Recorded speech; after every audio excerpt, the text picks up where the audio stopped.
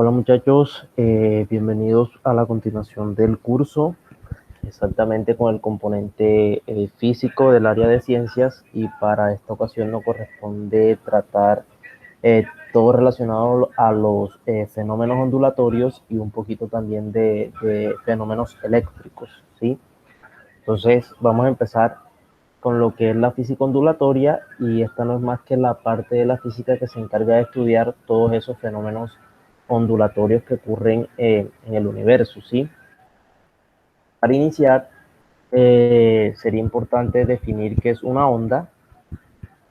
Una onda no es más que una forma de transmisión de energía de un punto a otro del espacio sin necesidad de transportar materia. Eso es muy importante. En las ondas y en los movimientos ondulatorios se transporta energía, pero no se mueven las partículas, ¿sí? Esto se produce porque en un lugar llamado foco se produce una perturbación que no es más que un cambio brusco en el estado inicial de reposo, que se propaga en una o varias direcciones, ¿sí? Esto lo podemos observar, por ejemplo, cuando dejamos caer una piedra a un estanque, cuando se coloca un objeto en reposo sobre la superficie del agua, cuando tocamos una guitarra o cuando encendemos una bombilla, ya que pues esta está compuesta por ondas, ¿sí? En todos estos casos se desencadenan fenómenos físicos de naturaleza muy diferente, pero con un denominador común, y es el hecho de que se propaga una perturbación en el que no hay transporte neto de materia. ¿Sí? En realidad en todos ellos son ejemplos de movimiento ondulatorio o propagación de una onda, ¿sí? Que es lo que la otra definición que tenemos acá abajo. Un movimiento ondulatorio se define como una perturbación que se propaga de un punto a otro sin que exista transporte neto de materia, pero sí transmisión de energía. Sí, es muy similar a la definición de ondas. Entonces podríamos decir que el movimiento ondulatorio es el movimiento que refleja la dinámica de una onda, ¿sí?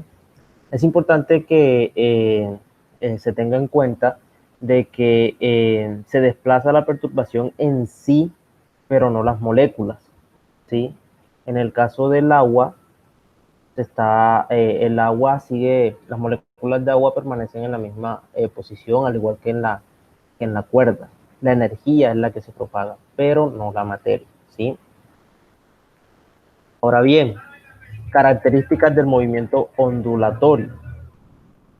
Pues se hace necesario primeramente la existencia de un foco emisor que actúe como origen de la perturbación, ¿sí? La energía del foco es transmitida al medio de propagación en sus inmediaciones, es decir, alrededor del punto donde se genere la perturbación. En nuestro caso, por ejemplo, lo que teníamos en estas imágenes de acá, pues puede ser acá, tomando como ejemplo esto, la caída de la gota es ese foco, o a partir de aquí, en el caso de la cuerda, es donde se genera pues la perturbación, ¿sí? Como segunda instancia, tenemos que debe existir un medio de propagación que, a medida que es atravesado por la perturbación, experimenta una variación temporal y reversible en algunas de sus propiedades físicas, ¿sí? Dicho, dicho medio o material sirve de soporte a la transmisión del movimiento ondulatorio que es transportado en sí. Tenemos también que cada punto del medio transmite la perturbación a los puntos vecinos. De esta manera podemos decir que el fenómeno ondulatorio es una forma cooperativa de propagación de la energía en el que ésta se transmite entre el foco y los puntos alcanzados, ¿sí? Tenemos también que, a medida que la perturbación se propaga, la onda se amortigua. Esta amortiguación se debe al reparto de energía que se va produciendo a medida que la perturbación viaja alcanzando un espacio cada vez mayor, pero también se debe a otros factores como el grado de elasticidad del medio o el posible rozamiento entre partículas, ¿sí? También tenemos que existe un retardo entre el momento en que la piedra cae, en el caso de una piedra que es tirada a un contenedor con agua. La piedra cae, se genera el movimiento ondulatorio y el momento en que los puntos más lejanos son alcanzados, hay un cierto lapso de tiempo, ¿sí? Esto pone de manifiesto una velocidad finita de propagación de las ondas, ¿ok? También tenemos que la onda no es un material, pero sí una entidad física real, ya que transporta energía e interacciona con la materia. Efectivamente, la onda, como les he dicho, no transportan materia, pero sí energía y por lo tanto se considera una entidad física, ¿sí? Es importante diferenciar claramente que existen dos fenómenos distintos: la oscilación o vibración de una partícula o partículas concretas, que es el movimiento de materia, y la transmisión de una perturbación, que es el movimiento de la energía, ¿sí? Que son fenómenos asociados al movimiento ondulatorio.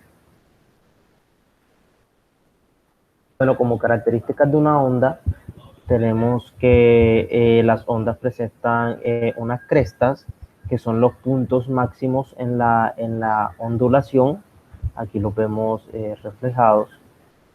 Tenemos los valles, que son los puntos mínimos en la ondulación. Estos que están acá son valles, valles, valles. La amplitud, que es la variación máxima del desplazamiento, aplica tanto para la parte de las crestas como para el parte de los valles. De este lado también la amplitud se da de la misma manera, ¿sí? La longitud de onda, que es la distancia medida entre dos puntos que se encuentran en el mismo estado de perturbación. ¿Qué quiere decir eso? Que es la distancia medida entre, en el caso del diagrama que les estoy presentando, entre dos crestas, pero también puede ser la distancia medida entre dos valles o la distancia medida entre nodos, ¿sí? Tenemos también el periodo, que es el tiempo en el que la onda recorre una longitud de onda, es decir, el tiempo que tarda en recorrer de una cresta a la otra, o de un valle a otro, o de un nodo a otro. Tenemos que la frecuencia es el número de oscilaciones que la onda recorre por unidad de tiempo, y que la velocidad de propagación es la velocidad con la que se desplaza la onda, ¿sí? Acá en esta parte inferior le dejo como que las ecuaciones más importantes para tener en cuenta a partir de esto, teniendo en cuenta también los ejercicios que vamos a desarrollar el día sábado. Pero también podemos encontrar diferentes tipos de ondas que pueden variar dependiendo del contexto desde donde se esté analizando, ¿sí? Podemos encontrar que existen tipos de ondas según el medio de propagación, que tenemos ondas mecánicas y tenemos ondas electromagnéticas. Para el caso de las ondas mecánicas, estas necesitan un medio material elástico para ser propagadas, como es el caso del sonido, que tiene que ser propagado por el aire, o las ondas producidas en un estanque de agua en el que el medio de propagación de la onda es justamente el agua. Tenemos ondas electromagnéticas producidas por oscilaciones de campos eléctricos y magnéticos que no necesitan de un medio material de propagación, por ejemplo, la luz, las ondas de radio, de televisión, las telecomunicaciones en general, que incluso pueden ser transmitidas en el vacío, ¿sí? Es decir, en la ausencia de un medio como tal. Tenemos tipos de ondas también según la dirección de propagación. Tenemos ondas transversales, las cuales son aquellas en las que la dirección de propagación y la dirección de vibración son perpendiculares entre sí. ¿Qué quiere decir perpendiculares? Que solo se encuentren en un punto, y en este caso forman un ángulo de 90 grados entre sí. ¿Sí? La dirección de propagación en el caso de esta cuerda que vemos aquí sería hacia arriba, ¿sí? La dirección de la propagación, pero la dirección de la oscilación, de la vibración, es horizontal. Es por eso que son perpendiculares y constituyen lo que serían las ondas transversales.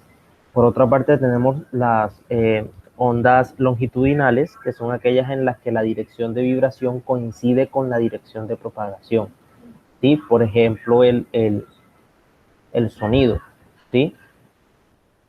Ahora, también podemos encontrar tipos de ondas según el número de pulsos. Podemos encontrar ondas formadas por un único pulso, como lo vemos en esta parte de acá, y solo constarían de una cresta, ¿sí? Como podemos observar. O también podemos encontrar una serie de ondas sucesivas eh, que son conocidos como tren de ondas también debido a la cantidad de ondas presentes. También tenemos tipos de ondas según el número de dimensiones de propagación. Tenemos ondas unidimensionales en las cuales la energía se propaga principalmente en una dimensión, por ejemplo, la onda que se propaga en una cuerda, se hace en una sola dimensión. Ondas bidimensionales, la energía se propaga principalmente en dos dimensiones, por ejemplo, las ondas que se propagan en la superficie del agua, de un estanque. Y tenemos ondas tridimensionales, en las cuales la energía se propaga principalmente en tres dimensiones, por ejemplo, la luz o el sonido. Sí, dicho de otra forma, estas se propagan de manera lineal, estas se propagan a nivel de una superficie y estas se propagan ya en múltiples direcciones, ¿sí? Como lo hace el sonido, como lo hace la luz o como lo puede hacer un terremoto, etcétera.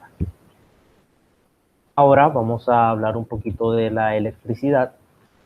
¿Sí? ¿Y qué es la electricidad? Pues la electricidad es un conjunto de fenómenos producidos por el movimiento y la interacción entre cargas eléctricas positivas y negativas de los cuerpos.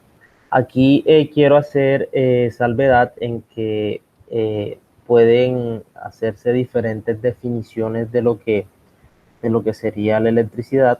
Para el caso de la primera, lo que quiere decir es que la electricidad es una fuerza que resulta de la atracción o repulsión entre las partículas que contienen carga eléctrica positiva y negativa y se pueden manifestar tanto en cuerpo en reposo como en movimiento. También tenemos que puede definirse como la propiedad de ciertas partículas a poseer un campo de fuerza que no es gravitacional ni nuclear.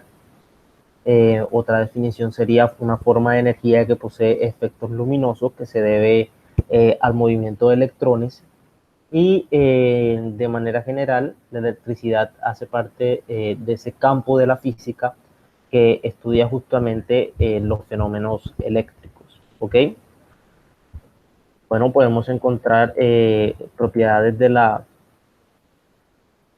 electricidad en los cuales se manifiestan ciertas características, ¿sí? Tenemos la carga eléctrica, que es la propiedad de las partículas subatómicas que se expresa en la atracción y repulsión entre ellas por medio del campo electromagnético. Tenemos también el campo eléctrico, que es el campo físico en que se inscribe la interacción, perdón, entre las cargas eléctricas de los cuerpos. Tenemos la corriente eléctrica, que se refiere al movimiento de las cargas eléctricas, es decir, que pues es el flujo de las cargas eléctricas que se distribuye o propaga a través de un material conductor de electricidad.